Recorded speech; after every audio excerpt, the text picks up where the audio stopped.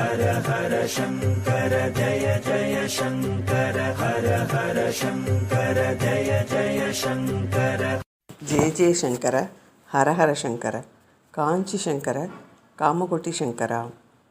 ஏகாதசி விரதத்தை மடத்தில் இருக்கிறவா எல்லோரும் கடைப்பிடிச்சா நல்லதுங்கிறது மகாபரிவாளோட அபிப்பிராயம். அதே சமயம் பலர் அதை கடைப்பிடிச்சாலும் சிலரால் அனுஷ்டிக்க முடியறதில்லைங்கிறது பரமாச்சாரியாளுக்கு தெரிஞ்சிருந்தது. ஒரு விதிவிலக்கை பயன்படுத்தி கொண்டு ஏகாதசி அன்னைக்கு சிலர் ஒருவேளை டிஃபன் பண்ணி சாப்பிடுவா. டிஃபன்னு சொன்னதும் இட்லியா பூரியா பொங்கலா என்றெல்லாம் கேட்டுடக்கூடாது. ஏன்னா மடத்தில் டிஃபன்னு சொன்னாலே அது உப்புமா தான்.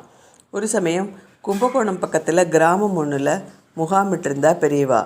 அந்த சமயம் ஏகாதசி வந்ததால் எல்லோரும் விரதம் அனுஷ்டிக்க ஆரம்பிச்சிட்டா.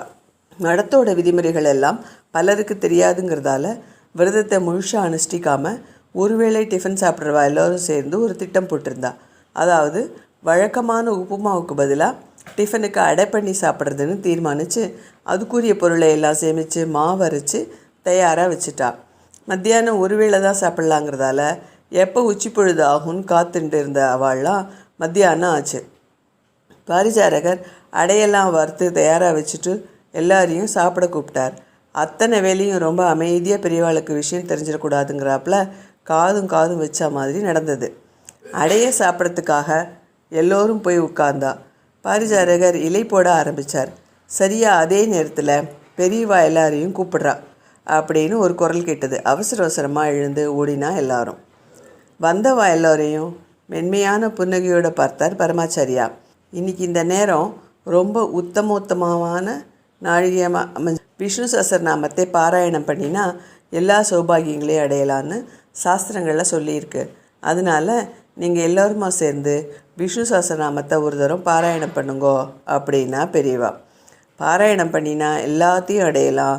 சரி, இப்போ அடையிறது தள்ளி போகிறதே, சூடாக சாப்பிட அதோட ருசியே தனி. மனசுக்குள்ளே அடையே நினச்சிட்டு அவசரமாக விஷ்ணு சஹஸ்ரநாமத்தை சொல்லி முடிச்சுட்டு வேகமாக சாப்பிட போனவாளுக்கு பெரிய அதிர்ச்சி. பாரிஜாரகர் வார்த்து வைத்திருந்த அடைகளில் ஒன்றை கூட காணும். மடத்துக்குள்ளே புதுசாக யாரும் வரலை. இருந்தவா எல்லோருமே மகாபெரிவா முன்னால் தான் இருந்தா. இடத்த விட்டு நகரல. ஆனால் அடையெல்லாம் எங்கே போச்சு? மகாபெரிவா கிட்டேருந்து மறைக்க நினச்சோம். இப்போது நமக்கே தெரியாமல் எல்லாம் மாயமாக மறைஞ்சுடுத்து. ஒருவேளை ஆச்சாரியா தான் இதையெல்லாம் தெரிஞ்சுட்டு எல்லாத்தையும் எடுத்துகிட்டு போக சொல்லி ஏதாவது யட்சினிக்கிட்ட சொல்லியிருப்பாரோ. சீடர்கள் ஆளுக்கு ஒரு யூகத்தோடு பேசிகிட்டே இருந்தாங்க. ஆனால் அந்த அடையெல்லாம் எங்கே போச்சுங்கிறது இன்றைக்கு வரைக்கும் பரமாச்சாரியாளுக்கு மட்டுமே தெரிஞ்ச பரம ரகசியம். ஜெய ஜெய சங்கர ஹரஹர சங்கர காஞ்சி சங்கர காமகோட்டி சங்கரா.